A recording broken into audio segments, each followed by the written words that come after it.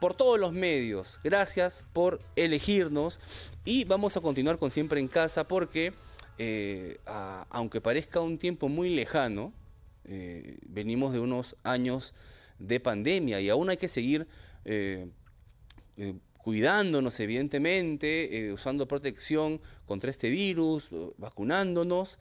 Pero evidentemente luego de estos 2 años de confinamiento, ¿no? En 2020, 2021, en el 2022 se abrió el tema, pero hubo un retraso innegable en la educación de nuestros hijos.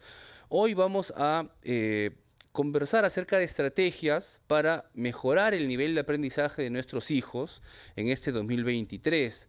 De qué manera tanto los padres de familia, tú que nos escuchas, que tienes a tus hijos menores, de repente van a pasar a primero de primaria, segundo de primaria, y en pandemia pasaron del nido al colegio y no tuvieron esta preparación necesaria y están sufriendo porque de repente no tienes cómo darles herramientas extra. Hoy te las vamos a dar, porque vamos a hablar con un especialista, por supuesto.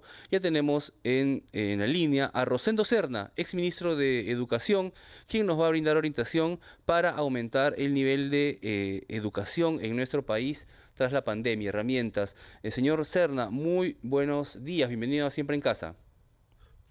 Buenos días, agradecido por esta oportunidad y para conversar sobre temas educativos, que es importante para la comunidad, no solo educativa, sino también para todo el país. Quiero agradecer y saludar a todo tu equipo técnico también por la invitación. No, usted, muchas gracias por atendernos. Y efectivamente, hablando de estrategias educativas, ¿cuáles consideraría usted? Primero hablemos en general y vamos luego a brindar cosas mucho más particulares para los padres e incluso maestros o maestras que nos están escuchando y que necesitan estas herramientas. ¿Cuáles son las líneas de acción que se deberían tomar en los colegios a manera de estrategias para poder seguir combatiendo este déficit en la educación que nos trajo la pandemia después de estos 2 años en confinamiento y de educación a distancia? Bien, sí, efectivamente a mí me correspondió hacer el trabajo el 2022 del retorno a la presencialidad al 100% y también el tema de la eliminación de los espacios que se requerían como protocolo normado por salud respecto a la distancia entre un estudiante y otro, igualmente el aforo, y culminamos el año escolar con el tema de ya la asistencia total, sin ninguna situación de utilización voluntaria en el caso de las mascarillas, y pese a algunas situaciones ahí de algunas ocurrencias que hubieron respecto al tema de la infraestructura, mobiliario, equipamiento, de algunas dificultades en algunas instituciones educativas, el retorno a la presencialidad fue un objetivo cumplido y que lo que debiéramos ahora reforzar es el tema de la recuperación de aprendizajes. Eso, ¿no? Y ahí nosotros ya en gestión decidimos hacer la evaluación de los estudiantes como una forma de diagnóstico que permita conocer qué tanto nos ha afectado estos 2 años, porque hay que ser sinceros, el tema del aprendo en casa ha sido un paliativo que finalmente no cubría al 100% la situación de aprendizaje de los estudiantes. Ahí hemos tenido dificultades serias, aprende en casa por la metodología, por el tema de falta de interconectividad, el tema del internet, la situación de los pueblos más lejanos, los más pobres, no ha llegado como debiera llegar, ¿no? Entonces, de allí que este paliativo, pues, ha tenido y tiene sus consecuencias en el rendimiento escolar y en los aprendizajes de los estudiantes. Señor Serna, evidentemente, claro, Aprendo en Casa no llegó a ser lo que debió ser en su momento para poder cumplir las expectativas de enseñanza para nuestros hijos. se volvió a la presencialidad al 100%, con menos horas, es verdad, ¿no? Entiendo que este año recién se van a ampliar los horarios, pero ahora ya estamos en una presencialidad al 100%, ya los colegios han regresado completamente. Hoy, ¿qué estrategias deberían emplear las instituciones educativas en materia de aprendizaje? Aumentar las horas, capacitar a los profesores. Aterricemos porque ya están los niños en el colegio. Ahora, ¿qué hay que hacer? Mire, respecto a ese tema, nosotros hemos hecho todo el proceso de planificación, nos correspondió a nosotros en la gestión. Yo salí el 7 de diciembre del Ministerio de Educación por la renuncia planteada y por los acontecimientos que todos hemos observado. Y nos correspondió a nosotros hacer todo el preparativo para el año 2023. Hemos emitido la norma correspondiente. Los jóvenes el año pasado, desde el 28 de marzo, han estado estudiando el 100% de sus horas, es decir, para el caso de los de secundaria, 35 horas diarias, de lunes a viernes, 7 horas pedagógicas en el día, para el caso de primaria, 30 horas pedagógicas en la semana, para el tema de jornada escolar completa con 45 horas a la semana. Entonces el tema de los horarios desde el año pasado se ha estado cumpliendo ya. Y ahora lo que este año, la novedad que se está planteando para el 2023 fue incorporar obligatoriamente que se defina, pese a que el año pasado estaba ya considerado 2 horas adicionales de las 6 que se tienen libres, por ejemplo, en secundaria, para recuperación de aprendizajes. En algunas instituciones educativas fue llevado de una mejor manera y en otras no. Entonces, este año, en el plan de estudio se ha considerado de las 6 horas libres para secundaria, considerar 2 horas adicionales a efectos de que se programen en la carga horaria de los estudiantes, en la carga horaria de los docentes, a efectos de que entremos al proceso de recuperación. Otra estrategia que se ha planteado, no sé si le dan continuidad en la actual gestión, es el tema de la recuperación pedagógica. Estaba programado para enero y febrero y ahí habíamos considerado el presupuesto que corresponde a efectos de realizar el tema de recuperación con aquellos estudiantes que no hayan alcanzado el nivel satisfactorio de aprendizajes. Porque hay que entender que el tema de la recuperación tiene que ser una tarea muy fuerte en cada institución educativa, porque el estudio que nosotros hemos hecho en el Ministerio de Educación con un grupo, con un estrato de estudiantes... ¿Qué resultados arrojó ese estudio? O sea, ¿en qué nivel de enseñanza se inicia este 2023, por ejemplo? Ese estudio se hizo respecto al trabajo desarrollado en el 2021. Y ahí hemos observado nosotros un decrecimiento, vamos a decir, en logro de aprendizajes. Solo, si bien es cierto, es un estudio de un estrato, el 2022 se ha hecho una evaluación. Supongo yo que se está trabajando ahora para conocer los resultados. Nosotros pensamos y dijimos que vamos a inmediatamente se tenga ya los resultados, publicarlos y para efectos de que sirva para la planificación y tomar decisiones. Este tema debe publicarse. Para usted, señor Serna, ¿cuál es de las estrategias que ha mencionado varias, que usted menciona que ha dejado un plan para este año a nivel educativo, cuáles debería priorizarse? ¿Cuáles deberían priorizar el nuevo titular del Ministerio de Educación este año? ¿Con cuáles debería empezar en todo caso o cuáles deberían ser las más importantes? Mire, el tema es ampliar el tema de la conectividad en las zonas más lejanas para poder brindar el apoyo complementario a los estudiantes en el tema de recuperación de aprendizajes. Es más, la situación del cumplimiento estricto de la jornada laboral, del número mínimo de horas y un permanente acompañamiento a los docentes a efectos de que se vaya evaluando el nivel de avance. Se tiene que tomar en cuenta como un dato informativo importantísimo el tema de la evaluación muestral que hemos hecho y que va a dar cifras definidas por provincia, por distrito, por institución educativa, por región y a nivel nacional.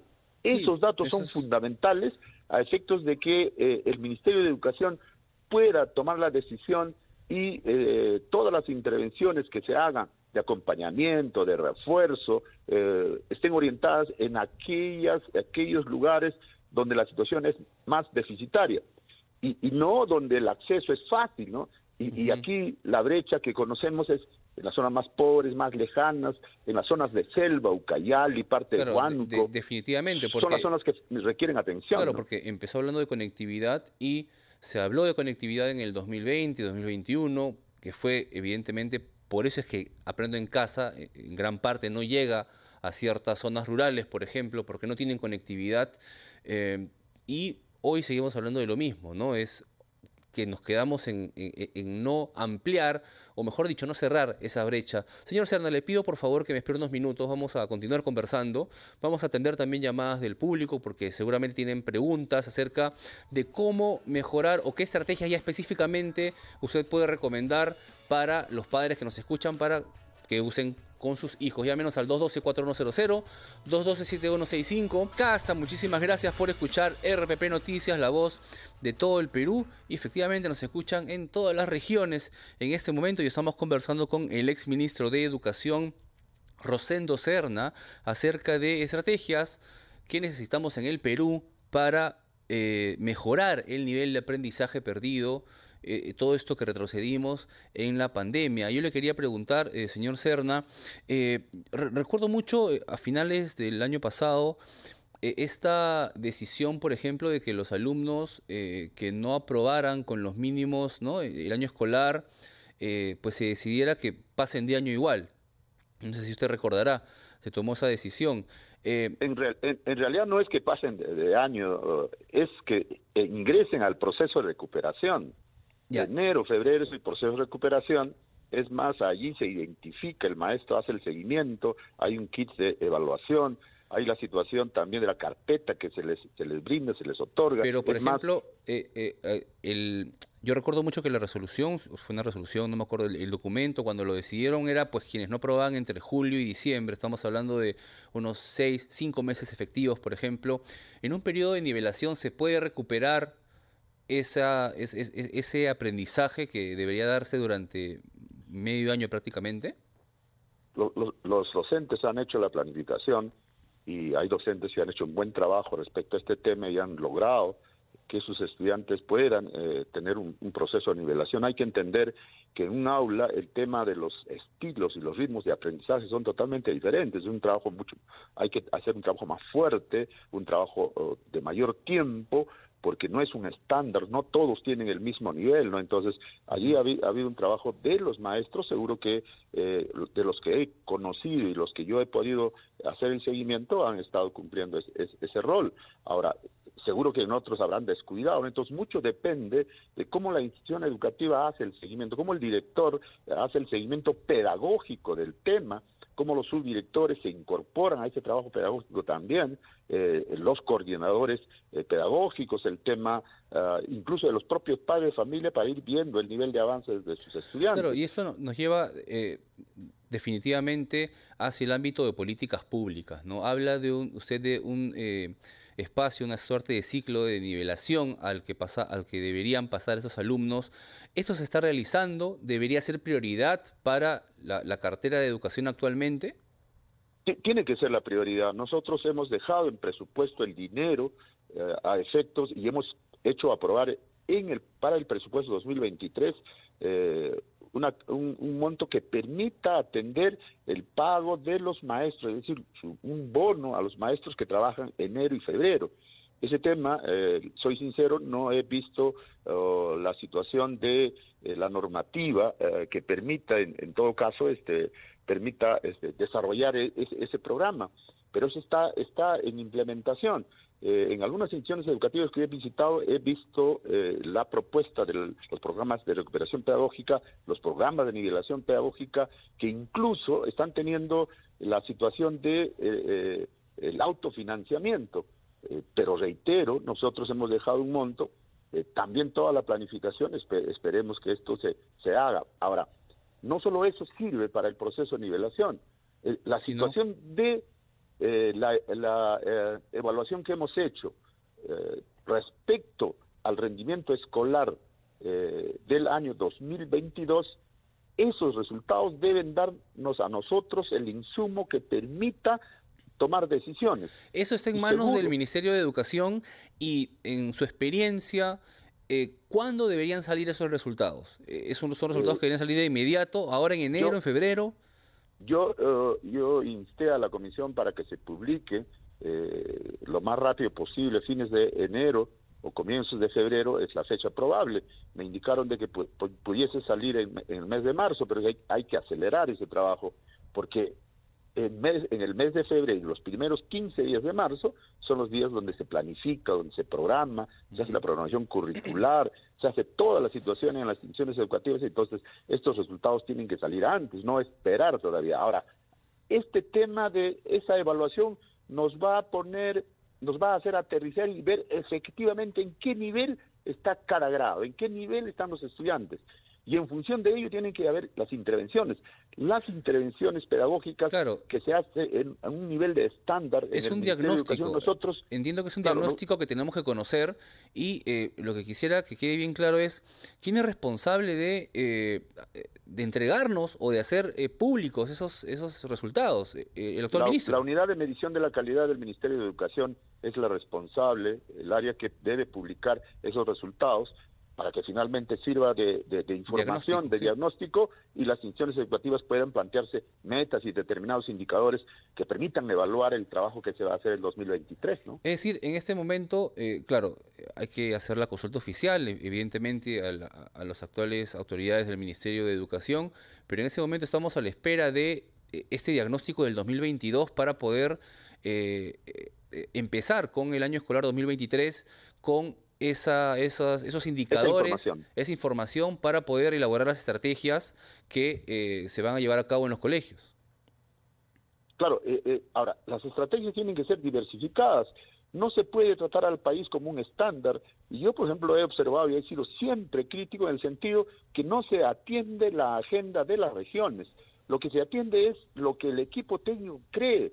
Y mucho de lo que el equipo el equipo técnico del Ministerio de Educación cree, a veces no concuerda con la realidad, porque pues no han tenido experiencia en la educación básica, es decir, no han caminado la educación básica, de ahí que las respuestas que se supone o las estrategias que se plantean que teóricamente o imaginariamente pueden dar la solución, no tienen resultados efectivos, porque finalmente un territorio, por ejemplo, Ucayali, Loreto, claro, Madre de Dios, parte de la selva central, de Huánuco también, que tienen bajo rendimiento escolar, debe merecer una atención prioritaria. Nosotros hemos señalado que así debiera ser, que esa tiene que ser la intervención. Eso está pasando, señor Serna, eso está pasando en este momento, es decir, estamos ante es imposible no hablar de política, estamos hablando de estrategias públicas para la educación, pero estamos a puertas de un voto de confianza, ¿no es cierto? En lo que ha escuchado usted de propuestas de los ministros, en este caso evidentemente en su área, en tema de educación, ¿cuáles son sus expectativas? ¿Cree que se está cumpliendo con la demanda? ¿Piensa que se va a llevar a cabo este plan que usted dejó, según me dice, listo para el 2023? Mire, nosotros consideramos que tiene que tener continuidad. Seguro que van a haber correcciones, rectificaciones, porque dependiendo de la mirada que tenga el gestor, se plantean este tipo de estrategias. Nosotros consideramos que esta gestión tiene que tener el enfoque territorial, es decir, atender en función de la agenda de la región en el aspecto pedagógico. Si es que se sigue mirando como si fuese un estándar, simplemente es gastar el dinero y no tener los resultados que nosotros esperamos que se tenga, toda vez de que la inversión tiene que ser para atender esta situación de demanda. ¿Usted confía en que será así con yo tengo mis dudas, ministro? Le soy sincero, tengo mis dudas. ¿Por qué? Porque lamentablemente la gestión que ha iniciado el nuevo ministro, pues una gestión que está convocando a aquellos que tuvieron su oportunidad en la época de los 80 y que no transitan por la educación básica. Es decir, nunca han trabajado en educación básica. No conocen la realidad de la educación básica. Es más, se han dedicado a otros temas, se han dedicado a otros espacios de trabajo y están siendo convocados.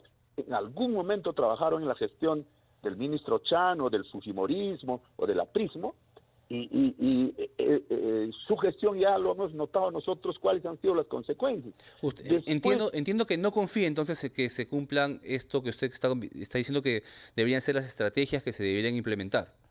He dicho que yo tengo mis dudas respecto a la situación de la aplicación de una gestión con enfoque territorial para atender la demanda de las regiones, porque la mirada es diferente. Antes de mi llegada, por ejemplo, habían situaciones de recentralización. Para todo había que pedir permiso al Ministerio de Educación y nosotros optamos por una gestión donde las respuestas, las atenciones se den en las regiones. Bien. Eliminamos muchos temas. Es más, la asistencia técnica articulada que se daba en las regiones y que obedecía a la agenda del experto del Ministerio de Educación, dijimos, tiene que hacerse la asistencia técnica articulada a los maestros, tiene que acompañarse permanentemente, pero en función de su demanda. ¿Qué cosa quiere el maestro? Porque si no, simplemente le vas dando situaciones y concepciones teóricas que simplemente ya son de su conocimiento, pero que estas son repetitivas. Y esto no puede ser. Bien, señor Serna. Atenderse a la agenda de la región. Le agradecemos mucho su tiempo. Evidentemente, esperemos que muchas de las cosas que hemos conversado aquí como estrategias también sean tomadas por el actual Ministerio de Educación y que en realidad las decisiones que se tomen a nivel educativo que van a repercutir en nuestros pequeños sean las mejores siempre, no solamente para Lima, sino para todas las regiones del Perú que nos escuchan. Muchísimas gracias, señor Rosendo Serna, ex ministro de Educación, que ha estado aquí en Siempre en Casa. Gracias. Gracias. 11:32, escuchamos los titulares de la media hora de inmediato y regresamos con más en RPP Noticias, la voz de todo el Perú.